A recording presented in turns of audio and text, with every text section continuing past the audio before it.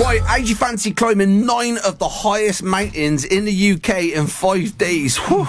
Not sure about that either, but that is what is ahead for 3 lads, very brave boys from Bristol, and if that wasn't enough, they're going to be cycling 180 miles to get to each one, and they leave our fair city tomorrow. They're doing it to raise funds and awareness for a charity that has helped them both firsthand. I've got Max Roberts from Bradley Stoke and Laith Hofayz now, and they're 2 of the team, and they join me now. Boys, how's it going?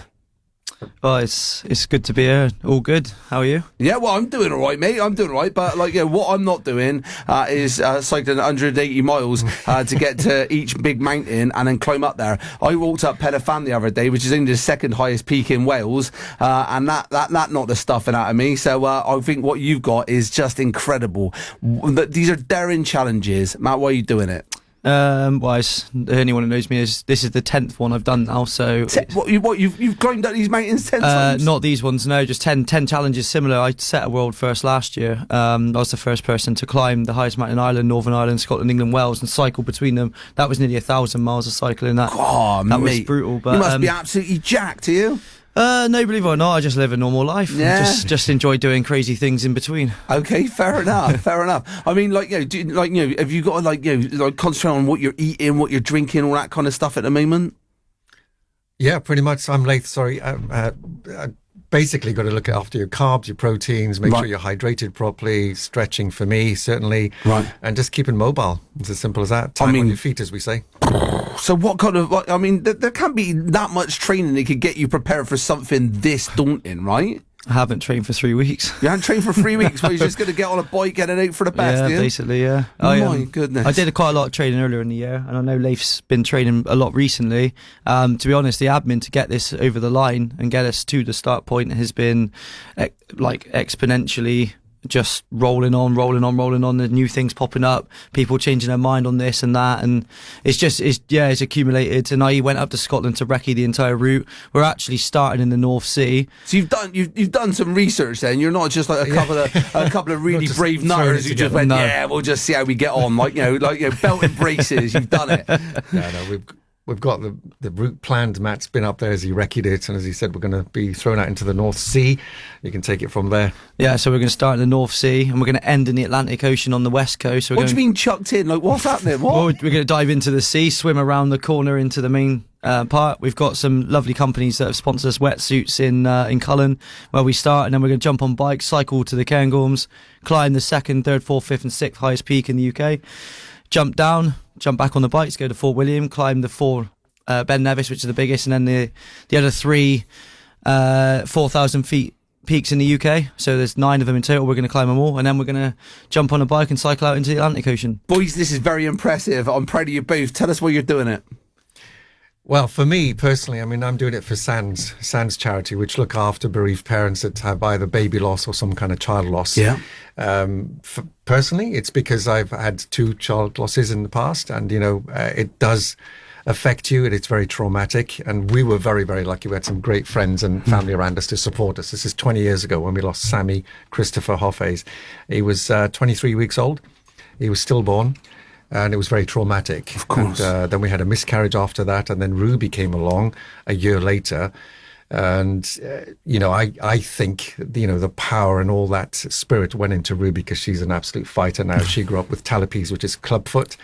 And because of that, she had a very rough start. But she was also prematurely born. So Sammy was born at 23 weeks and died.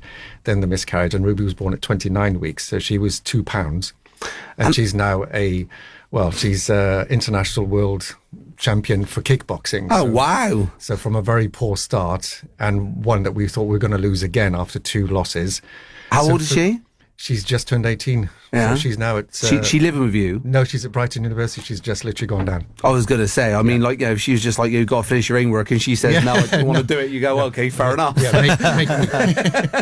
So for SANS charity, it's really important to drive awareness to make sure that people know that this stuff can't be brushed under the carpet. It's traumatic, and they're there to help pick up the pieces and support parents with bereaved children. It's so important, isn't it? Like, mental wellness is absolutely key. And when you go through something like that, I mean, I have absolutely no idea what that must be like. It must be agonizing, but actually to know that there are other people, and actually other people that have walked a mile in your shoes that can help you, must come as some real comfort. Yeah, 100%. We, well, as part of this, we are actually on the 6th day climb. We're going to go from Scotland down to North Wales, climb Snowdon and light a candle for all the children that have been lost. There's a movement called the Wave of Light, which Sans Charity actually sort of lead in the UK here.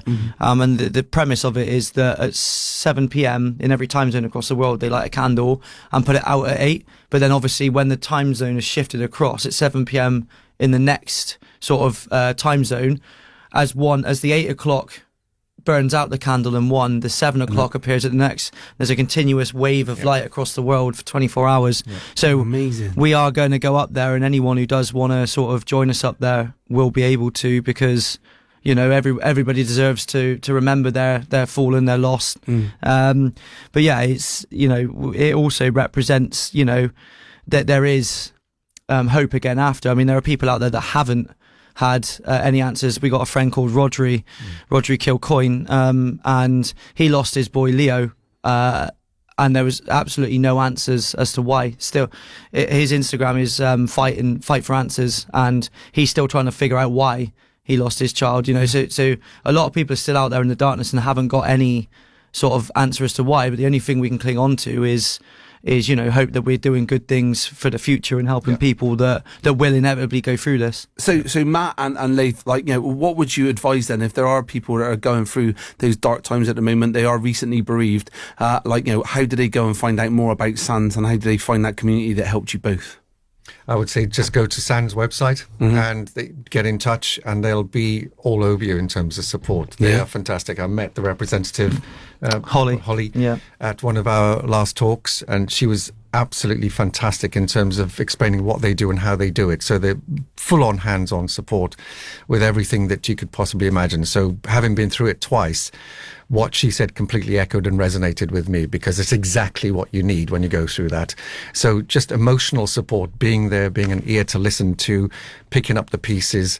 And, we were very lucky to have friends and family around us. But if you haven't, and there are lots of single parents out there that may be in a tragic situation, it's very traumatic. They may be short of cash, they may be short of funds, they may not have friends or family around them. They are that ear, that hug, that support network that you definitely need. Because ultimately, if you don't get that, you personally could go down, a spiral.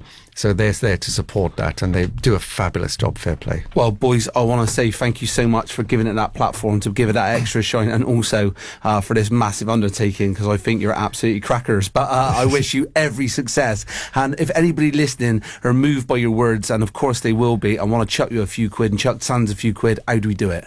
If you go on to Just Giving, it's www.justgiving.com/100 strong official, and you can find it through our Instagram or Facebook, 100 strong official.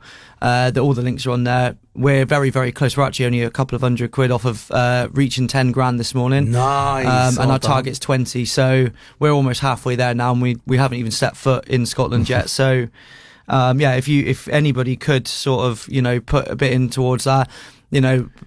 Our team alone, we've got 8 of us going up there, 3 of us doing the physical. We've got 2 documentary guys, we've got a photographer, 2 logistical drivers with all of our kit. It's a real big setup this year, and everybody's given so much. Companies putting in these amazing pieces of clothing, epic merch. Tom, Insight DPA has put in a load of funding for us to be able to do this.